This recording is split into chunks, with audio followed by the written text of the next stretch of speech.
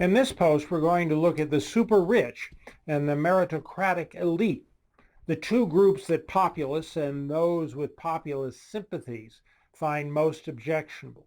And we're going to talk about what might be done, how these groups might be persuaded to change their behavior in ways that might diffuse some of the crisis.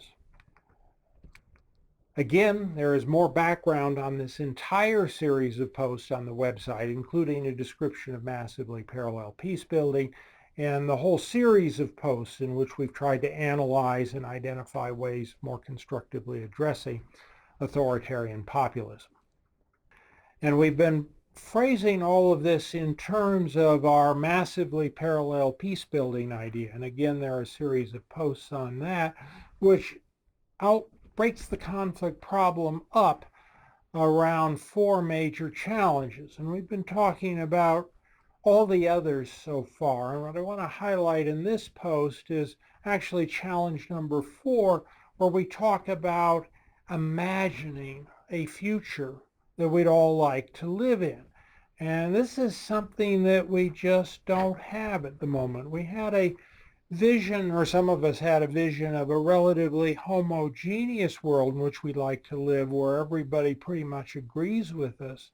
But that's not the challenge that we're facing.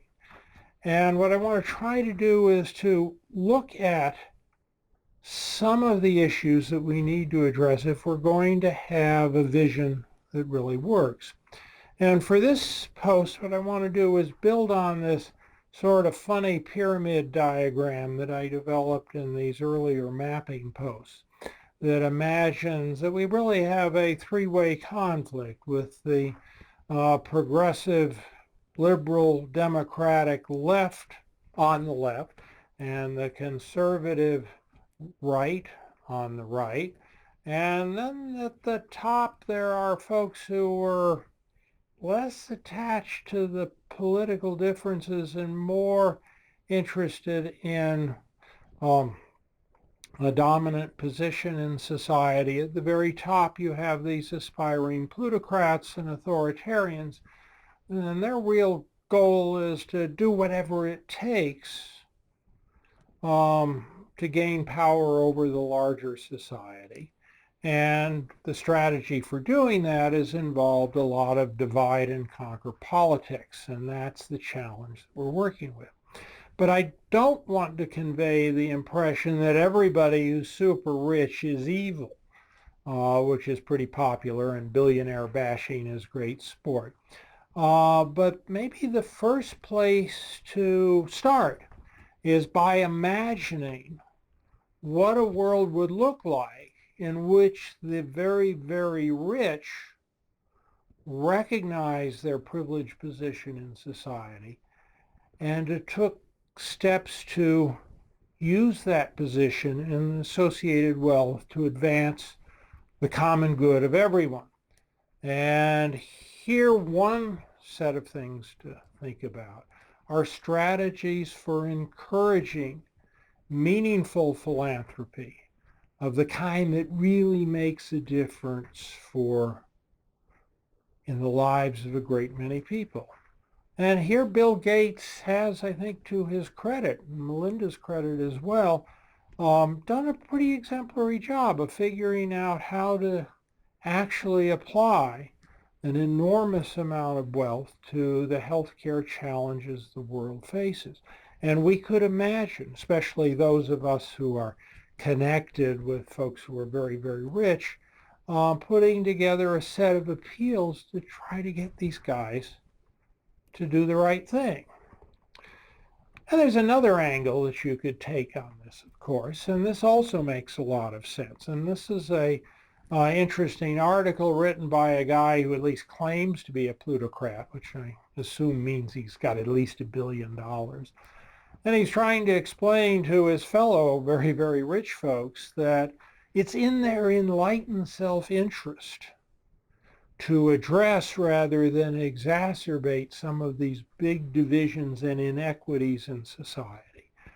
And that the way in which the very rich have, and I talked about this in an earlier post, managed to accumulate such a huge share of the growth in the economy over the last 30 or so years is something that they need to roll back. And he makes a pretty persuasive pitch from the perspective of one plutocrat to another about the need for social equity and redistribution and fixing the economy. And, again, going back to the last post, figuring out how we can make an economy that works for everybody. And again, at this level of imagining the world with how the very, very rich might interact in a better way, I think, and this is something that has to do more with the way everybody else thinks about it, is that one can imagine these rich guys will somehow use all of their wealth to distribute some of it to you. So here in this sort of silly little diagram, imagining gold bricks that are coming your way. But something that we all ought to do, and again, this is something groups could mobilize to try to highlight, is that it's not okay to try to advance your interests by selling your soul to the devil, in essence, to throwing your support behind somebody whose real agenda is authoritarian and seeks to subvert the basic democratic, with a small d, not a democratic party, but a small d democratic values on which our society is based, and lots of other societies behind the United States, and the focus on the common good. So those are three areas in which you might want to try to think about a vision for the very rich. Now, at the next level, where we're talking about the meritocracy, in this diagram, it was the top 19.9% people. The next tier down are different percentages. But here, and this is something I also talked about in an earlier post, this group has an enormous number of advantages. And there are lots and lots of ways in which privilege and luck and hard work are all interlocking with one another in ways that is giving this sort of top tier of society pretty much a lock on the top tier. And they are arguably, in many ways, the new American or global aristocracy. And it's pretty hard to figure out how this is going to change. So I think we really ought to try very, very hard. So the question becomes, okay, if you're in this group and are so lucky and privileged and have all this education and training and have jobs that really direct the course of society, what's your obligation to the larger society? Now, noblesse oblige was something that we thought pertained to the old era of the old aristocracy, but we need something now. And I don't think this group has given enough thought to what they owe the larger society. And that's something, again, that small groups of people could convene discussions among, privileged professionals, and what is it that they ought to do. Another thing that's important is how this group thinks about itself with respect to the larger society. And here I think there's a tendency to be a little bit condescending, maybe a lot condescending toward others. People at the top tier tend to think that they got there because they're really, really smart, and it's all hard work and not too much of it's luck, and that they're somehow special and different. And folks further down the social hierarchy respond to that with a lot of resentment. And that resentment is also a big driver in this whole series of conflicts that are tearing society apart. So another thing to think about is, how should the meritocracy imagine its role in the society? And it seems to me that they'd be a lot better off if they thought of themselves as just another trade, whether it's the building, construction trades here, the folks who build highways, maintain highways, folks who, nurses and orderlies and everybody in hospitals, or people in a wide range of social roles. And I think we'd be a lot better off if the meritocracy said, well, I'm a lawyer, or I'm a professor, or I'm a scientist, or whatever. And it's just another role. And just as electricians or firemen or policemen can get people killed if they don't do their job right, if I don't do my job right, I can help society make decisions that will harm lots of other people. And well, maybe I should get a little bit more pay because I went without pay for all those extra years that I went to school and all that money I had to borrow. Shouldn't be all that much more. There's this old Marxian phrase that actually makes a certain amount of sense, that everybody should contribute to the society according to their ability. People in the meritocracy maybe do have some greater abilities. But if they think of themselves as just another one of the workers that make society work, and with associated humility, I think we'd be a lot better off. Now, another step in this is that I think those in upper class communities need to cultivate a lot more respect for working class trades. I remember I was on the high school and middle school,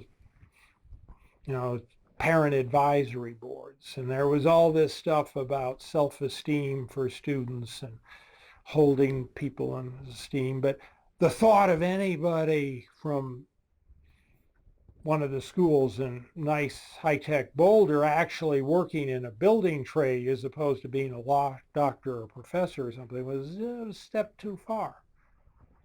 And this is just an interesting anecdotal article about the trouble folks around Tallahassee, this is even before the hurricane, are having finding people in the building trades. And the statistic that sort of got me was that the average age of the framers, the guys who put up the 2x4s in their businesses, was 57. We've got to the point where we've looked at these working class jobs with such low esteem that people aren't going into them, and we don't have that. And again, we'd be a lot better off if we recognize the contributions that everybody at all different hierarchical levels of society makes.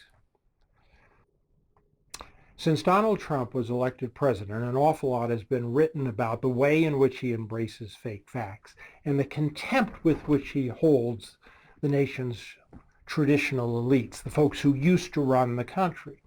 And the truth is that this contempt and this hostility toward the elites is shared by a pretty large fraction of the population. In fact, that's a big part of the energy underlying populism.